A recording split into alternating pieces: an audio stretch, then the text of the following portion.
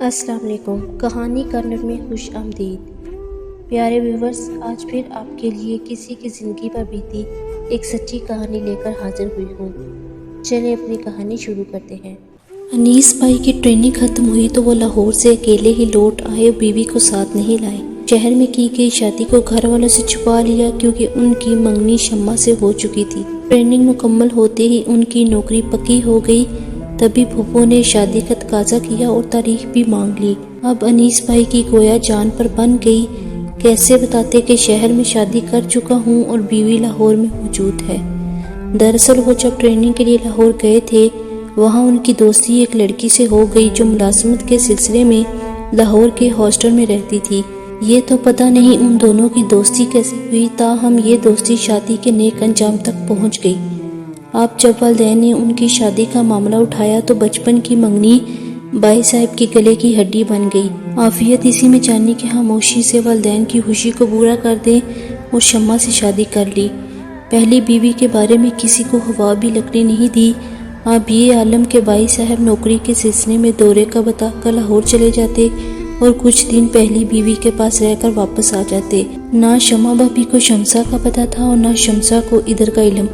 بھائی صاحب تھے کہ دونوں طرف کی ڈیوٹی بھگتانے پر مجبور تھے۔ شمسا کی یہ مجبوری تھی کہ وہ لاہور میں ملازمت کرتی تھی، تب یہاں نہیں آ سکتی تھی، اور انیس بھائی کی ملازمت اپنے شہر میں تھی، لہٰذا وہ زیادہ وقت اپنی دوسری بیوی شمع کے پاس رہتے تھے۔ یہ سلسلہ سال بھر تو بخیر و خوبی چلا، تاہم ایسے معاملات کب تک چھپے رہ سکتے ہیں، کبھی نہ کبھی کھل ہی جاتے ہیں، اور یہی ہوا۔ شمسا بھابی کو لاہور میں بھائی کے ایک ہمراز دوست کی بیوی نے اطلاع دے دی کہ تمہارے شوہر نے اپنی منگیتر سے دوسری شادی کر لی ہے اور اس کو 1 سال گزر چکا ہے۔ شمسا کافی ہوشیار عورت تھی، عمر کی بھی پختہ تھی، جبکہ ہماری پھوپھو ذات شمع کم عمر تھی۔ شمسا نے سوچا انیس کی دوسری بیوی اس کی کزن ہے، سارا خاندان اس کی پشت پر ہے، لہٰذا سوتن کو نکالنا اتنا آسان نہیں، کیوں نہ اس کو دوستانہ طریقے سے شکست دوں۔ اس نے انیس بھائی کو فون کیا اور کہا مجھے معلوم ہو چکا ہے کہ آپ اپنی پھوپھی کی بیٹی سے دوسری شادی کر چکے ہیں، مگر میں نے اس حقیقت کو کھلے دل سے اس لیے قبول کر لیا ہے کہ وہ لڑکی آپ کے بچپن کی منگیتر تھی۔ آپ کا اس میں کوئی قصور نہیں ہے، یقیناً آپ نے گھر والوں کے مجبور کرنے پر ایسا کیا ہوگا۔ مجھ کو یقین ہے کہ آپ کو محبت مجھ سے ہی ہے، ورنہ آپ مجھ سے شادی کیوں کرتے۔ غرض اس نے شوہر سے فون پر اس قدر میٹھی باتیں کی اور اس طرح اعتبار میں لیا کہ انیس بھائی جو اس بات سے کافی خوفزدہ تھے کہ نہ جانے دوسری شادی کا سن کر وہ کیا ہنگامہ کھڑا کرے گی، ان کا سارا خوف دور ہو گیا۔ انہوں نے سوچا کہ میری یہ بیوی واقعی عقلمند اور عظیم عورت ہے، جس نے میری مجبوری کو سمجھ لیا ہے اور مجھے تنگ کرنے کی بجائے تعاون کرنے پر تیار ہے، ورنہ کوئی بھی عورت اپنی محبت میں شراکت اور سوتن کا وجود برداشت نہیں کر سکتی۔ کچھ دن بعد شمسا نے فون دوبارہ کیا، میرے سرتاج جلد آ جائیے، میں اور آپ کی بچی آپ کے لیے بہت اداس ہیں، بلکہ شمع کو بھی لے آئیے کہ وہ بھی ہماری زندگی کی شریک اور ہمارا ہی حصہ ہے، ہم اپنی خوشیاں اور دکھ سکھ مل بانٹ کے سہ لیں گے۔ میں آپ کو یقین دلاتی ہوں کہ شمع کو اپنی بہن سمجھوں گی اور اس قدر پیار سے رکھوں گی کہ وہ خوش ہو جائے گی۔ انیس کے لیے اب ایک مرحلہ باقی تھا کہ وہ شمع کو کس طرح حقیقت حال سے آگاہ کرے کہ وہ پہلے ہی اپنی پسند کی شادی کر چکا ہے۔ بھائی صاحب نے ایک پلان بنایا کہ گھر پر شمع کو کچھ نہیں بتانا چاہیے، بلکہ لاہور جا کر اسے حقیقت حال سے آگاہ کرنا چاہیے۔ ایک روز بیوی سے کہا، شمع تمہاری بڑی خواہش ہے لاہور دیکھنے کی، چلو میں تم کو سیر کنانے کے لیے لے چلتا ہوں، تیاری کرو۔ شادی کے بعد سے اب تک وہ اپنے شوہر کے ساتھ سیر کو نہیں گئی تھی، جبکہ اسے لاہور دیکھنے کا بڑا ارمان تھا۔ وہ خوشی خوشی تیار ہو گئی۔ لاہور پہنچ کر انیس اسے گھر لے جانے کی بجائے ہوٹل میں لے گیا۔ ایک دن دونوں ہوٹل میں رہے۔ یہاں اپنی کچھ مجبوریاں بتا کر انیس نے اسے ذہنی طور پر تیار کیا کہ وہ جہاں جا رہی ہے وہ اس کی سوتن کا گھر ہے۔ شمع شوہر سے بہت محبت کرتی تھی، یقیناً یہ خبر اس کے لیے ایٹم بم سے کم نہیں تھی کہ وہ جس گھر میں جا رہی ہے وہ اس کی سوتن کا گھر ہے۔ ابھی وہ اس حقیقت کو ذہنی طور پر تسلیم نہ کر پائی تھی کہ انیس کا گھر آ گیا۔ وہ یہ دیکھ کر حیران رہ گئی کہ ایک پختہ عمر معمولی شکل و صورت کی عورت نے کس طرح انیس کا دل موہ لیا تھا، جبکہ وہ خود اس عورت سے کہیں زیادہ خوبصورت اور کم عمر تھی۔ شمسا نے بظاہر خوش دلی سے اس کا استقبال کیا اور خوش آمدید کہا۔ اندر لے جا کر کمرے میں بٹھایا اور سمجھانے لگی کہ جو کچھ قسمت میں تھا ہو گیا، اس میں نہ تمہارا قصور ہے نہ میرا۔ انیس نے ہم دونوں کو لاعلم رکھا، ہمیں چاہیے کہ ہم ان کو معاف کر دیں۔ اپنی آئندہ زندگی کا پرسکون رکھنے اور اس میں خوشیاں لانے کے لیے افسوس کرنے سے ہم سب کا نقصان ہوگا۔ آؤ مل جل کر زندگی کا سفر طے کریں، آپس میں حسد کرنے کے بجائے پیار محبت بانٹیں۔ تم بھی امید سے ہو، میرے بھی ایک بچی ہو چکی ہے، ہم دونوں کے درمیان بچوں کا رشتہ بھی ہے۔ میں انیس کو چھوڑ سکتی ہوں اور نہ تم انیس کو چھوڑ سکتی ہو، پھر کیوں نہ ہم عقل و شعور سے کام لیں اور اس فانی زندگی میں ساتھ رہنے کا سمجھوتا کر لیں۔ ان باتوں کا شمع پر دو کوڑی کا اثر نہ ہوا۔ اس کے دل نے سوتن کو نہ قبول کیا اور نہ سمجھوتے پر اس کا من راضی تھا، مگر اس وقت وہ اس کے گھر میں اور شوہر کے بس میں تھی۔ وہ اگر یہاں روتی پیٹتی واویلا کرتی تو اس کا کون ہم نوا تھا، کون اس کا ساتھ دیتا؟ یہاں وہ خاندان والوں کے بغیر تنہا اور ان لوگوں کے رحم و کرم پر تھی۔ اپنے بے دست و پا ہونے کا احساس کرتے ہوئے اس نے اپنے آنسو پی لیے۔ سوتن نے اس کے لیے بہت سے اہتمام سے کئی طرح کے کھانے بنائے۔ کھانے کے بعد وہ بولی، شمع تم تھک گئی ہوگی، ذرا دیر کو آرام کر لو پھر تیار ہو جانا۔ میں آج تم کو بازار لے جاؤں گی اور لاہور کی اچھی مارکیٹ سے شاپنگ کراؤں گی، ایسی کہ تم خوش ہو جاؤ گی۔ جب انسان کا دل ہی بجھ جائے تو کس بات سے خوشی ہو سکتی ہے؟ مگر شمع اس وقت مجبور تھی۔ شام کو سوتن کے ساتھ بازار چلی گئی۔ شمسا نے اس کو شاپنگ کرائی، جوڑے وغیرہ لے کر دیے، جو چیز چاہی خرید لی۔ وہ خاموش رہی، اس کا دل رو رہا تھا، وہ مشکل آنسو روکے ہوئے تھے۔ آخر میں شمسا اسے چوڑیوں کی دکان پر لے گئی۔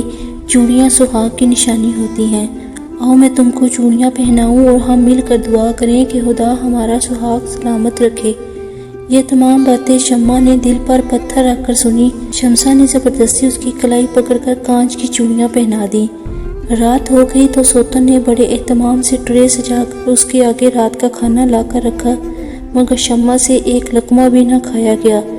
جیسے اشکوں نے حلق کو بند کر دیا ہو، اس نے تبھی 2-4 لقمے کسی طرح زہر مار کیے اور بولی، اب وہ نہیں کھا سکتی، رات کا کھانا مجھے ہضم نہیں ہوتا، میں گھر میں بھی نہیں کھاتی۔ اب سونے کا وقت تھا۔ شمسا نے اس کا ہاتھ پکڑا، بولی، آؤ تم کو تمہارا بیڈ روم دکھاؤں۔